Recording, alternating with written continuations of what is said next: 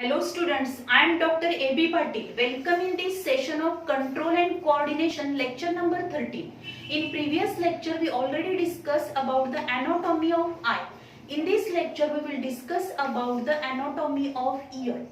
So the anatomy of ear which is the statoacoustic organ, and this organ which is called as a statoacoustic organ because it has the two functions, and these are nothing but the hearing and body equilibrium. म्हणजे बॉडीचा balance ठेवणं आणि त्याचबरोबर काय असणार आहे, जे काय आपल्याला कुठलाही ध्वनी आपल्या कानावरती पडल्यानंतर जे आपल्याला ऐकू येतं त्याच्यासाठी ज्या साऊंड वेव्हज आहेत त्या रिसीव्ह करून त्याचं कन्व्हर्जन ऑडिटरी इम्पल्स मध्ये होण्याचं जे फंक्शन आहे which can be carried out by the ear. If you observe the anatomy of ear, then ear has mainly three parts, or the whole structure of ear which is divided into three parts. These are nothing but the external ear, middle ear and internal ear. And the external ear, if you observe the external ear which is formed from the ear pinna. This is the structure of ear pinna. If you observe this whole diagram of that is the anatomy of human ear ची जर diagram आपण बघितली तर त्याच्यामध्ये आपल्याला काय दिसणार आहे, दिस part which is nothing but the ear pinna. इथं जी आपल्याला कॅनल पाहायला मिळते which is nothing but the auditory canal. Then the next इथं आपल्याला पाहायला मिळेल this structure which is nothing but the tympanic membrane. Then from this ear pinna to tympanic membrane, this structure which is the external ear. हा मधला portion जो असणार आहे which is nothing but the middle ear. ह्या middle year मध्ये आपल्याला हे तीन पार्ट्स पाहायला मिळतील. These are nothing but the malleus, incus and stapes. त्यानंतर या स्टॅपस पासून स्टॅपस which is attached to the oval window, and this oval window which is open into the internal ear. तर या इंटरनल इयर मध्ये आपल्याला जे स्ट्रक्चर पाहायला मिळणार आहे, these are nothing but these three are the semi circular canal. इथं काय असणार आहेत, ह्या तीन सेमी सर्क्युलर कॅनल आपल्याला पाहायला मिळतात. Then these three are the scala tympani. This one is the scala tympani, scala vestibule, and then this structure, if you observe these two structures which are nothing but the utriculus and sacculus, and this is nothing but the cochlea. हा जो part आपल्याला दिसतो circular स्नेल shell सारखा जो part दिसतोय, this is nothing but the cochlea.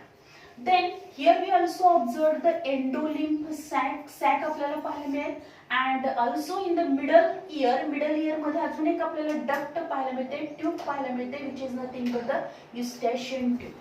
So this is the structure of the anatomy of the ear. If you observe, firstly we discuss about the external ear which is formed from the ear pinna, auditory canal, and which is open into the middle ear with this tympanic membrane. Means in between the external ear and middle ear, tympanic membrane is present.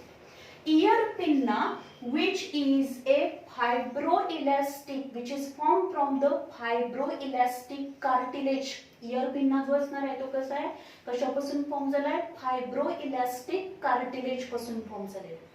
And on this ear pinna, the smooth hairs which are present, and if you observe in the human being, ear pinna which is small or which is not movable, तो हलत नाही. पण बाकीच्या animals मध्ये आपण बघितला तर ear pinna हा मोठा असणार आहे आणि त्याची मूवमेंट होऊ शकते, पण ह्यूमन बीइंग मध्ये तो कसा आहे, which is not movable. Then if you observe this ear pinna which is open into a canal, and this is called as a auditory canal. And this auditory canal which is a S shape. Auditory canal कशी असणार आहे, S shape असणार आहे. And this auditory canal which is 2.5 centimeter in length. त्याची length किती आहे, 2.5 centimetre in length. and the skin of this means internally, as जर auditory कॅनलची आपण इंटरनल जर बघितलं तर त्याच्यामध्ये काय असणार आहे, internally which is line with a smooth or the fine hair, and the skin of this auditory canal which having a ceruminous gland or the sebaceous gland, and this gland which secrete wax, काय करणार आहे याच्यामध्ये wax secret होणार आहे, and this wax which play very important role, कारण या सेरुमिनस ग्लँडनी जे wax secret केलंय त्यामुळे जरी ह्या इयर पिन्नामधून ऑडिटोरी कॅनल मध्ये काही डस्ट पार्टिकल गेले तर ते काय होणार आहे, त्या वॅक्सला काय होईल, जे काही वॅक्स सिक्रेट झालेला आहे त्या वॅक्सला ते अटॅच होणार आहे, and which is not reaches up to this tympanic membrane. Then this auditory canal which is end at the tympanic membrane, and this tympanic membrane which is present in between the external ear and middle ear. External ear आणि middle ear मध्ये काय आहे, tympanic membrane, and this tympanic membrane which is formed from the connective tissue. कशापासून form झालेलं आहे ते, connective tissue पासून form झालेलं.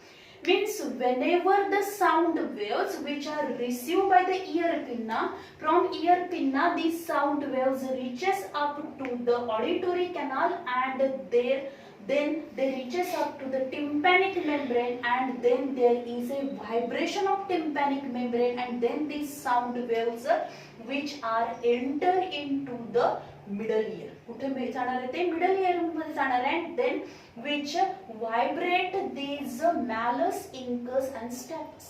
So up to this portion of the ear which is nothing but the external ear. Then this tympanic membrane जे असणार आहे, this tympanic membrane which is also called as a eardrums, त्यांना eardrums पण म्हटलं जातं. या tympanic membrane च्या आतमध्ये inner to this tympanic membrane there is a presence of the middle ear, and this middle ear which is in this middle ear 3 ear ossicles are present, and these 3 ear ossicles are the small bones which are nothing but the malleus, incus and stapes. याच्यामध्ये 3 ear ossicles present असतील. These are nothing but the malleus, incus and stapes. Malleus which is attached to the tympanic membrane. Tympanic membrane ला जे ear ossicle attach असतं which is nothing but the malleus. Malleus नंतर कुठला आपल्याला दिसणार आहे, incus दिसेल, and incus, then the third one which is nothing but the stapes, and this stapes which is attached to the oval window. Oval window ला म्हणजे या middle ear आणि इंटरनल इयर याच्यामध्ये जी विंडो आहे त्या विंडोला लागून कुठलं असणार आहे, that is the stapes. Then if you observe in this tympanic, in the middle ear there is a formation of the tympanic cavity, and in this tympanic cavity which having the very small space, तर अगदी थोडा space असणार आहे की जेवढ्या space मध्ये या cavity मध्ये अगदी 5 ते 6 थेंब एवढं काय होऊ शकतं, लिक्विड त्याच्यामध्ये बसेल एवढीच ती काय असणार आहे, कॅव्हिटी असेल. त्याच्यामध्ये मेन 3 काय असणार आहे, इयर ऑसिकल्स प्रेझेंट असतील, and these 3 ear ossicles which are vibrated by receiving these sound waves from the tympanic membrane. Tympanic membrane पर्यंत जेव्हा साऊंड वेव्स येणार तेव्हा tympanic membrane चं व्हायब्रेशन होईल, आणि नंतर ह्या 3 ear ossicles कडे त्या साऊंड वेव्स काय होणार आहेत, रिसीव्ह केला जाईल, त्याचं व्हायब्रेशन होणार आहे, then it is transferred to the internal ear. Then also in this middle ear which is connected to the pharynx with a small tube, and this is called as a eustachian tube, and this eustachian tube which is a 4 centimeter in length. त्याची length किती आहे, 4 centimeter in length असणार आहे, and this eustachian tube which is filled with the air and which play very important role to maintain the ear inner to this tympanic membrane and outer side of this tympanic membrane. या tympanic membrane च्या आतमध्ये आणि tympanic membrane च्या बाहेर जे काही air pressure आहे ते एअर प्रेशर मेंटेन करण्यासाठी eustachian ट्यूब इम्पॉर्टंट रोल आहे, आणि त्यामुळेच काय होणार आहे, जर हे एअर प्रेशर मेंटेन झालं तरच आपल्याला काय होणार आहे, ज्या साऊंड वेव्ज असणार आहेत त्या साऊंड वेव्ज ह्या काय होणार आहेत, या मॅलस इंकस स्टॅपस कडून रिसीव्ह होतील आणि त्या इंटरनल इयर मध्ये ट्रान्सफर होणार आहे. Then we discuss about the internal ear. Internal ear, which is formed from the or this ear, internal ear which having the vestibule and labyrinth. If you observe the internal ear which is a fluid filled labyrinth, and या fluid filled labyrinth मध्ये दोन टाइपचे labyrinth आपल्याला पाहायला मिळतात. These are nothing but the bony labyrinth and membranous labyrinth. आता ही जर आपण डायग्राम बघितली, this is the diagram of internal ear. Internal ear ची डायग्राम आहे. या डायग्राम मध्ये आपल्याला काय पाहायला मिळणार आहे, these 3 are the semicircular canal. ह्या ज्या 3 आपल्याला दिसत आहेत त्या काय असणार आहेत, these 3 are the semicircular canals आहेत. Then these 3 semicircular canal आपल्याला ह्या पाहायला मिळतील.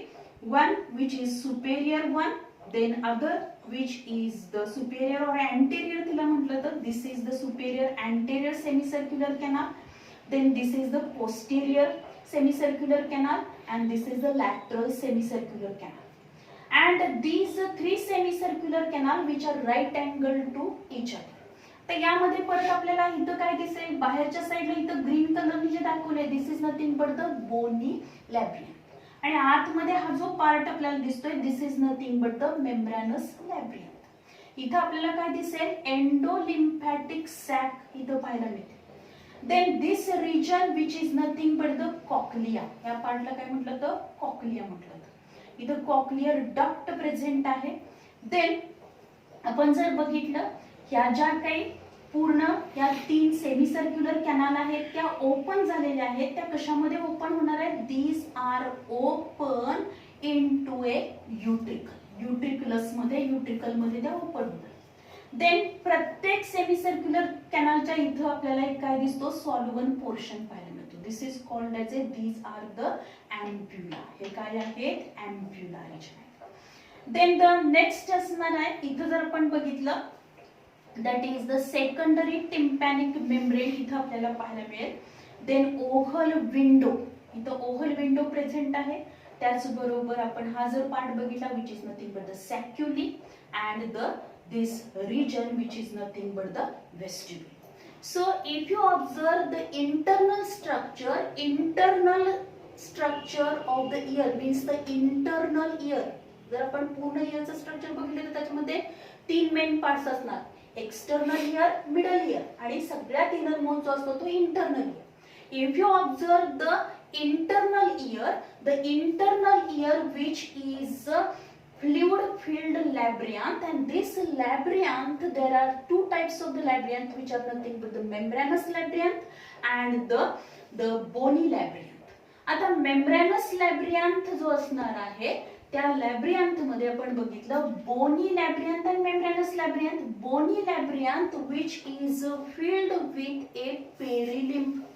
बोनी लॅब्रियंथ हा कशाने भरलेला आहे, perilymph which is filled with a perilymph, and the membranous labyrinth which is filled with a endolymph, which is filled with a endolymph. Then इथं पण आपण बघितलं तर या 3 सेमी सर्क्युलर कॅनाल आपल्याला पाहायला मिळतात. देन नेक्स्ट आपण जर बघितलं तर त्याच्यामध्ये नेक्स्ट इम्पॉर्टंट पार्ट जो असणार आहे which is nothing but the वेस्टिब्युल.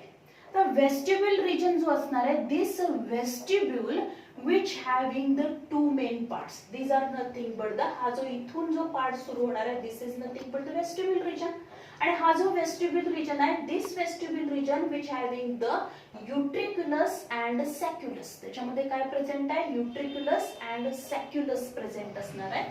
and these utriculus and sacculus of the vestibule, हा जो रिजन आपल्याला दिसतोय this is nothing but the vestibule.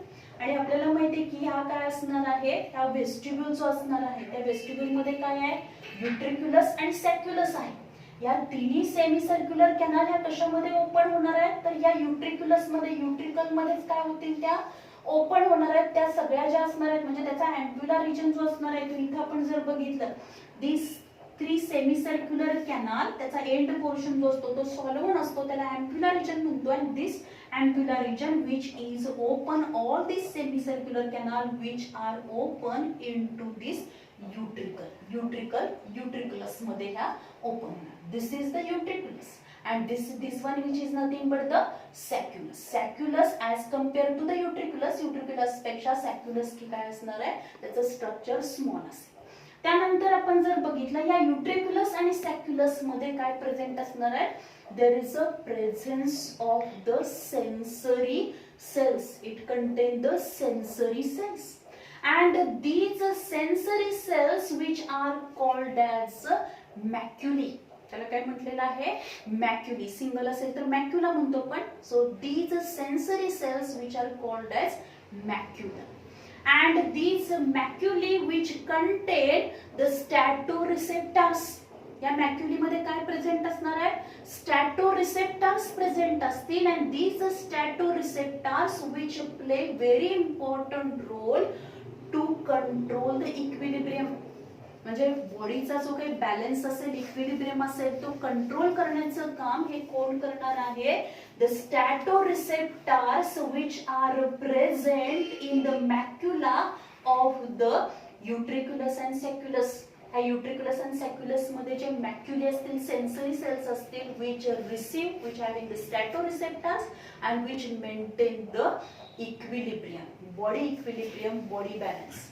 Then next आपण बघितलं याच्यामध्ये तर हे जे काही सेमी सर्क्युलर आपल्याला याच्यामध्ये युट्रिक्युलस अँड सॅक्युलस दिसणार आहेत त्या युट्रिक्युलस अँड सॅक्युलस पासून आपल्याला इथून काय दिसणार आहे 3 अशा लॉन्जिट्युडिनल ट्यूब अराइज झालेल्या दिसतील आणि त्या ट्यूब्स या कुठे अटॅच होणार आहेत तर या कॉक्लियर रिजनला अटॅच होतील.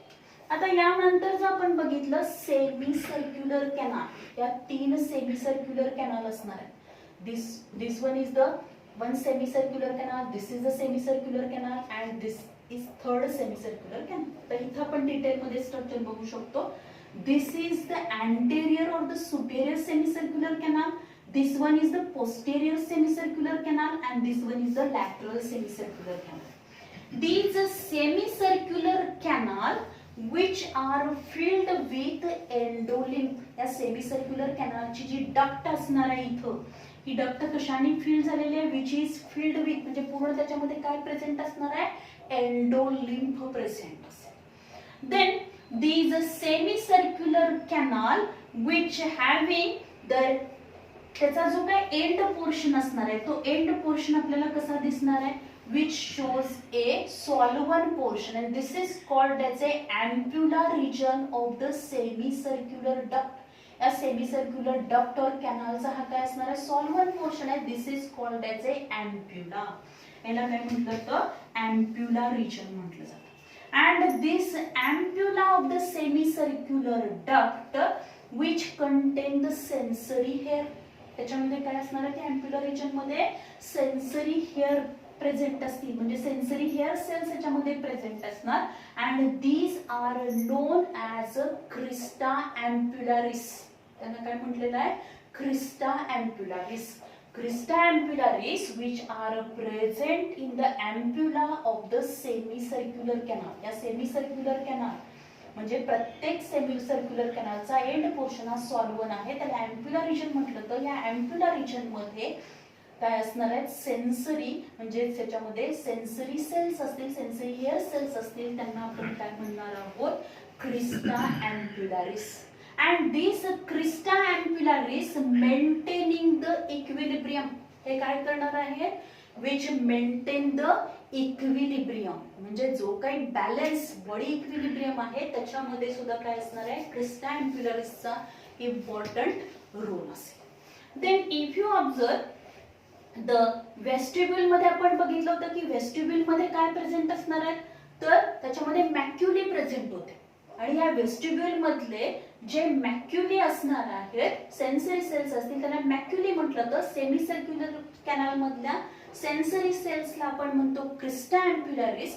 ह्या दोन्हीचा इम्पॉर्टंट रोल कशामध्ये आहे तर maintain the equilibrium of the body और balance of the body. how they maintain the balance of the body or the equilibrium of the body. आता याच्यामध्ये जर आपण बघितलं व्हेस्टिब्युल मधले जे मॅक्युली असणार आहेत त्याच्यामध्ये दोन टाइपचे मॅक्युला प्रेझेंट असणार आहेत, macula of sacculi and macula of utricle. म्हणजे आपण व्हेस्टिब्युल मध्ये दोन पार्ट बघितले, युट्रिक्युलस आणि सॅक्युलस. जे सेन्सरी सेल्स हे सॅक्युलस मध्ये असतात त्यांना म्हटलं तर मॅक्युला ऑफ सॅक्युली, आणि जे युट्रिक्युलस मध्ये असणार आहेत, युट्रिकल मध्ये असतील त्यांना काय म्हटलं तर मॅक्युला ऑफ द युट्रिकल म्हटलं. आता यामध्ये जर आपण बघितलं hair cells and supporting cells and these macula which having the hair cells and supporting cells, the tip of these hair cells, ह्या ज्या काही tip of the hair cells असणार आहेत त्याच्यामध्ये काय प्रेझेंट असेल, in which the cilium is present. ह्या ज्या काही हेअर सेल्स इथं प्रेझेंट असणार त्या हेअर सेल वरती काय असणार आहे, सिलियम प्रेझेंट असेल. काय प्रेझेंट असणार आहे, सिलियम प्रेझेंट असतील, सिलिया प्रेझेंट असणार त्याच्यात, हेअर लाईक त्याच्यावरती प्रोजेक्शन आपल्याला दिसेल. And these the tip of the hair and the cilium project into a thick gelatinous the otolithic membrane.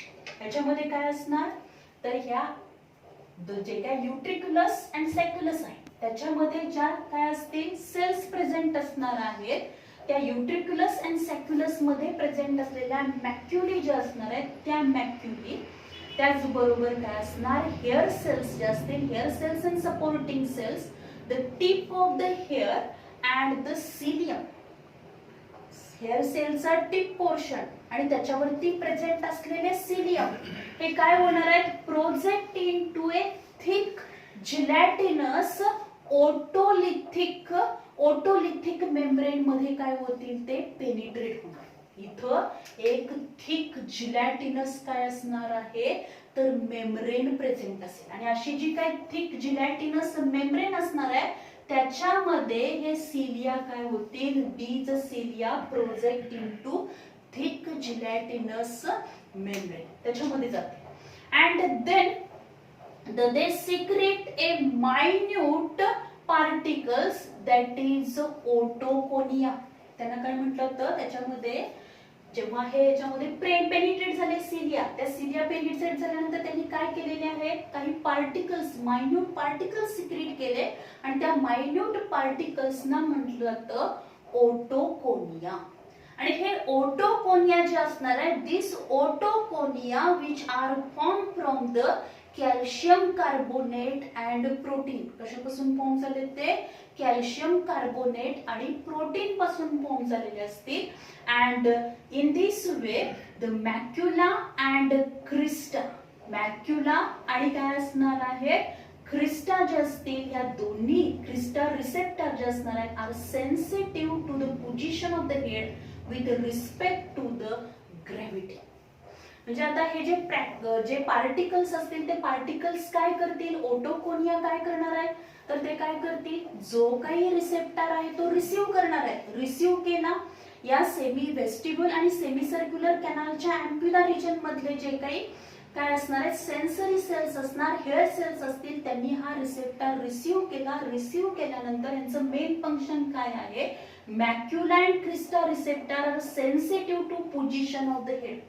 आपल्या हेडची पोझिशन कशी आहे त्यानुसार with respect to the gravity with respect to the gravity the position of the head which is receive or this stimuli which is received to this receptor. म्हणजे ह्या ज्या काही receptor असणार आहेत these sensory cell, hair cell which are sensitive to the position of the head with respect to the gravity and according to which the balance of the body which can be maintained. म्हणजे समजा आपण अचानकपणे पडलो तर त्यावेळी आपलं जे काही हेड आहे त्या हेडचा बॅलन्स ठेवायचा आहे किंवा आपल्या हेडचं प्रोटेक्शन करण्यासाठी आपल्याला ती जाणीव करून देण्याचं काम हे कोण करणार आहे तर या सेन्सरी सेल्स आणि हेअर सेल्स करणार आहेत त्या कुठे प्रेझेंट असणार आहेत तर वेस्टिब्युल रिजन मध्ये प्रेझेंट असतील. त्याचबरोबर या सेमी सर्क्युलर कॅनलच्या अँप्युलर रिजन मध्ये प्रेझेंट असतील की त्यांचं मेन फंक्शन काय असणार आहे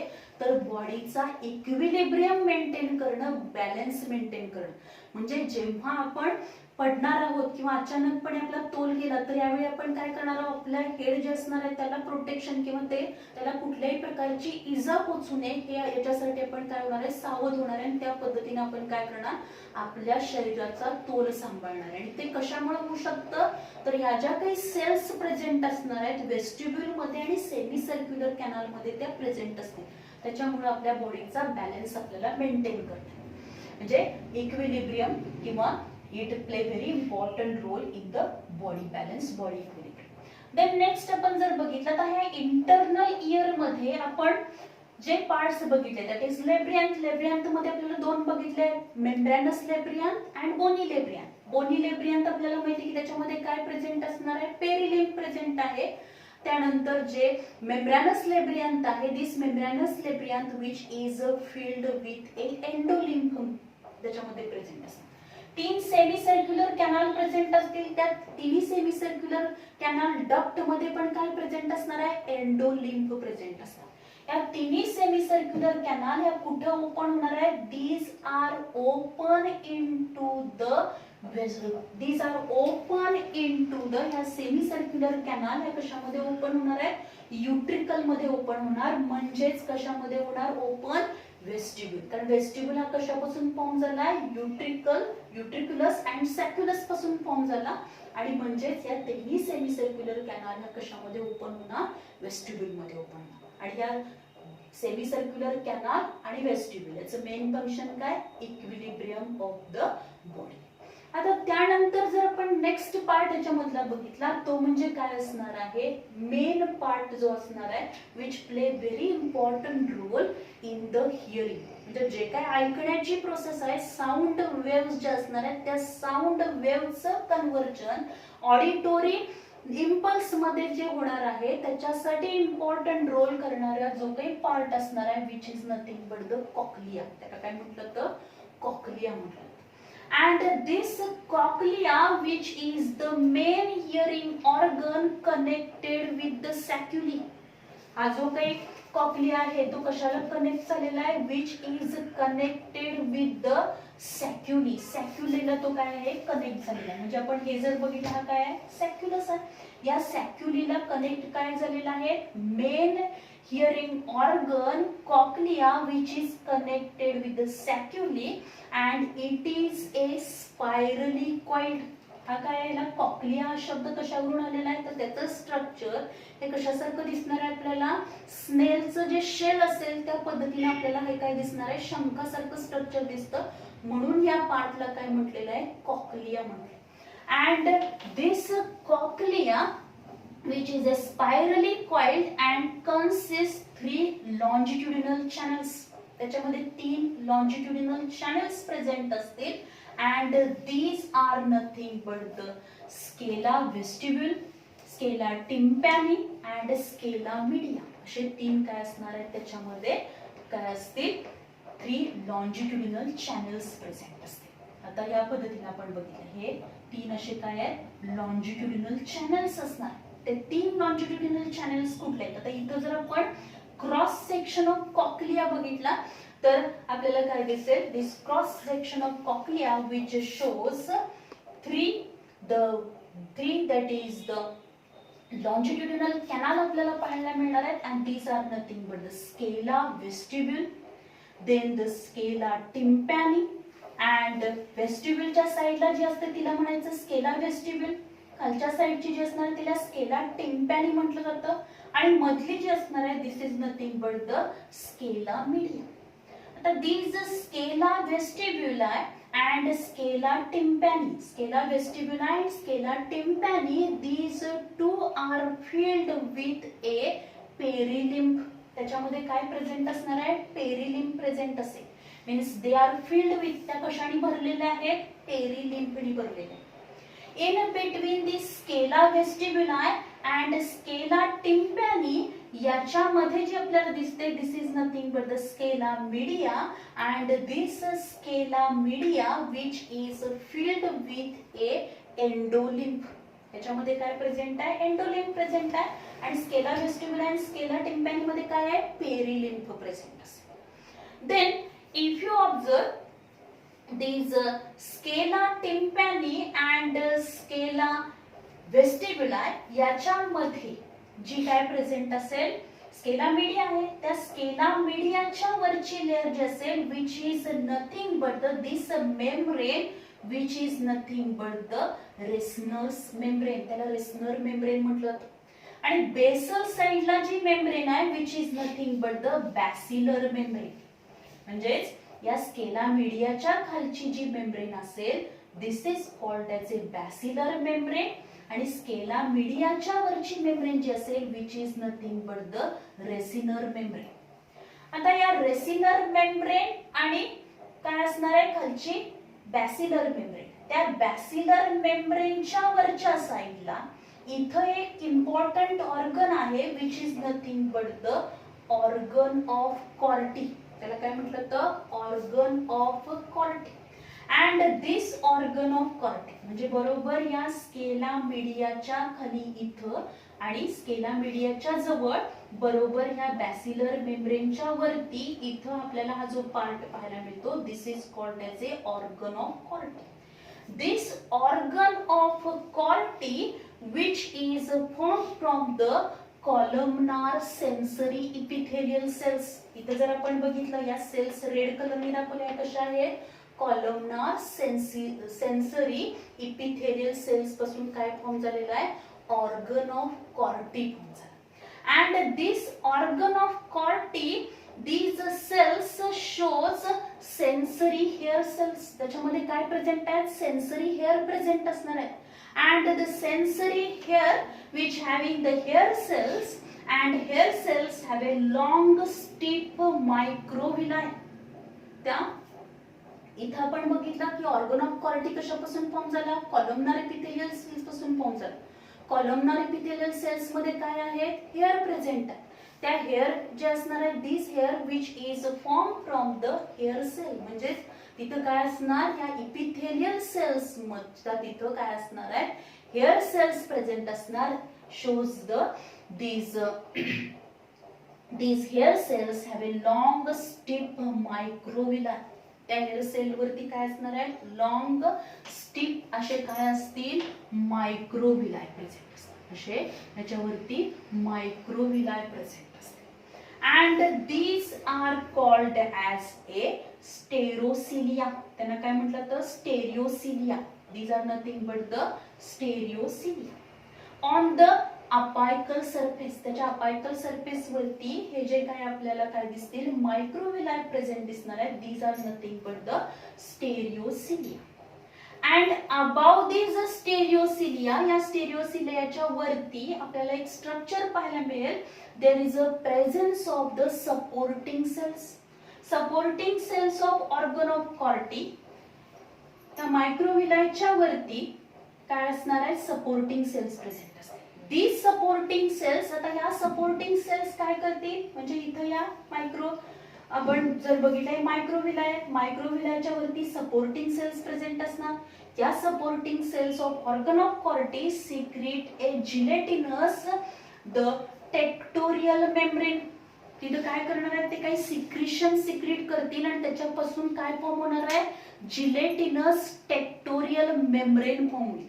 आणि हे जे काही जिलेटिनस टेक्टोरियल मेम्ब्रेन फॉर्म होणार आहे which is determine the pattern of vibration of sound. म्हणजे ऍक्च्युअली जेव्हा साऊंड हा काय होणार? इयर पिन्नामधून ऑडिटोरी कॅनल मध्ये आला. ऑडिटोरी कॅनल मधून तो टिम्पॅनिक मेम्ब्रेन वरती जेव्हा आदळणार आहे तेव्हा टिम्पॅनिक मेम्ब्रेनचं व्हायब्रेशन होणार आणि त्या ज्या काही वेव्हज असणार आहेत त्या मॅलस इंकस स्टॅपस मधून कुठे जाणार आहेत? तर या इंटरनल इयर मध्ये जातील. इंटरनल इयर मध्ये गेल्यानंतर त्या वेस्टिब्युल रिजन मध्ये जाणार. वेस्टिब्युल रिजन मधून परत म्हणजे तिथल्या पेरिलिम्फ मधून एंडोलिम्फ मध्ये जाऊन परत त्या ऑर्गन ऑफ कॉर्टी कडे येणार. ऑर्गन ऑफ कॉर्टी हा कुठे प्रेझेंट आहे, ह्या कॉक्लियामध्ये प्रेझेंट आहे. आणि तिथं आल्यानंतर काय होणार आहे, ऑर्गन ऑफ कॉर्टी मध्ये आपल्याला हेअर सेल्स पाहायला मिळतील. हेअर सेलच्या मायक्रोविलाय वरती आपल्याला एक काय असणार आहे, त्या मायक्रोविलायला काय म्हटलं तर दॅट इज द स्टेरिओसिलिया म्हटलं तर. या स्टेरिओसिलियाच्या अपायकल सरफेस वरती या स्टेरिओसिलिया प्रेझेंट असतील.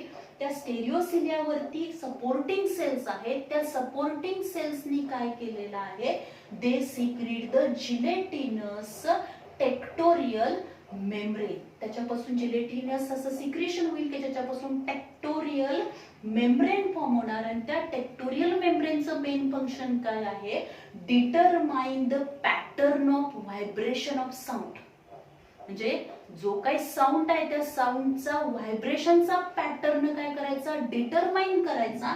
आणि डिटरमाइन केल्यानंतर काय करणार आहोत, which determine the pattern of vibration of the sound waves and converting the sound vibration into the nerve impulse. म्हणजे या साऊंड व्हायब्रेशनचं कन्व्हर्जन नंतर नर्व इम्पल्स मध्ये करण्याचं काम हे कोण करणार आहे, टेक्टोरियल मेम्ब्रेन करणार. आणि ते टेक्टोरियल मेम्ब्रेन हे कुठं फॉर्म होणार आहे, या ऑर्गन ऑफ कॉर्टी मधल्या ज्या काही सेल्स असणार आहेत, that is the hair cells असतील, त्या हेअर सेलच्या सिलियाच्या वरती शीत फॉर्म होईल. आणि ते शीत जे असणार आहे, which having the ability to convert these sound waves into the nerve impulse. Nerve impulse मध्ये त्याचं कन्वर्जन होईल. आणि तो नर्व इम्पल्स मग काय होणार आहे, जी काही ही द ऑडिटोरी नर्व असेल त्या ऑडिटोरी नर्व कडून काय होणार, ऑडिटोरी नर्व कडे ह्या जाणार आहेत. ऑडिटोरी नर्व कडे गेल्यानंतर ही ऑडिटोरी नर्व म्हणजे ह्या इथं जेव्हा इम्पल्स जो काही साऊंड वेव्स इथपर्यंत पोहोचणार आहेत, तेव्हा साऊंड वेव्स पोहोचल्यानंतर याचे मायक्रोविलाय जे असणार आहेत ते मायक्रोविलाय काय होतात, व्हायब्रेट होतात. व्हायब्रेट झाल्यानंतर मग काय होणार की टेक्टोरियल मेम्ब्रेन काय करेल, डिटरमाइन करेल. डिटरमाइन केल्यानंतर that is the pattern of vibration of the sound determine करेल. आणि मग त्या साऊंड वेव्हचं कन्वर्जन हे नर्व इम्पल्स मध्ये होईल. आणि नर्व इम्पल्स हा कुणाकडे ट्रान्सफर केला जाणार, या ऑडिटोरी नर्व कडे ट्रान्सफर केला जाणार. So this is all about the anatomy of the year. आता या अॅनाटॉमी ऑफ इयर मध्ये आपण अजून एक जर इथं पॉइंट बघितला, that is the tympanic cavity. ही जी मिडल इयर जो असणार आहे त्याला आपण काय म्हणतो, टिम्पॅनिक कॅव्हिटी म्हणतो. It has the two opening in internal ear. म्हणजे हा मिडल इयर जेव्हा इंटरनल इयर मध्ये ओपन होणार तेव्हा जे काही इथं ओपनिंग असेल, दिस इज नथिंग बट त्या दोन्हीच्या मध्ये ओव्हल विंडो असते. आणि त्या ओव्हल विंडो मध्ये परत काय असणार आहे, दोन पार्ट्स आपल्याला पाहायला मिळतात. Upper which is nothing but the fenestra ovalis and lower which is nothing but the fenestra rounda. त्याच्यातल्या वरच्या पार्टला म्हटलं तर फेनेस्ट्रा ओव्हॅलिस म्हणजे इथला पार्ट. इथं ओव्हल विंडो आहे म्हणजे हा मिडल इयर इंटरनल इयर मध्ये ओपन ना. तिथं जे काय असणार आहे म्हणजे ही टिम्पॅनिक कॅव्हिटी इंटरनल इयर मध्ये ज्या ठिकाणी ओपन होते तिथं काय असणार आहे, दोन ओपनिंग्स प्रेझेंट असतील. Upper which is nothing but the fenestra ovalis and lower which is nothing but the fenestra rounda. So if you observe this whole structure, जर पण हे पूर्ण स्ट्रक्चर बघितलं, इंटरनल इयर और the anatomy of human ear जर आपण बघितलं, internal structure of human ear जर बघितला तर त्याच्यामध्ये तीन मेन पार्ट लक्षात ठेवायचे. This are nothing but this is nothing but the external year. External year मध्ये इयर पिन आहे, ऑडिटोरी कॅनल आहे आणि ही ऑडिटोरी कॅनल जी असणार आहे which end into the year drums और द टिम्पॅनिक मेम्ब्रेन. टिम्पॅनिक मेम्ब्रेनच्या आतमध्ये जो काही पार्ट आपल्याला दिसतो एकदम अगदी त्याचा एकदम छोटासा असा काय असणार स्पेस असेल which is nothing but the middle year. Middle year मध्ये तीन इयर ऑसिकल्स आहेत. त्याच्यावरती नेहमी क्वेश्चन आपल्याला एक मार्काला विचारला जातो, name the year ossicles. Year ossicles म्हटल्यानंतर आपल्याला काय लिहायचं आहे, मॅलस, इंकस आणि स्टॅपस लिहायचं.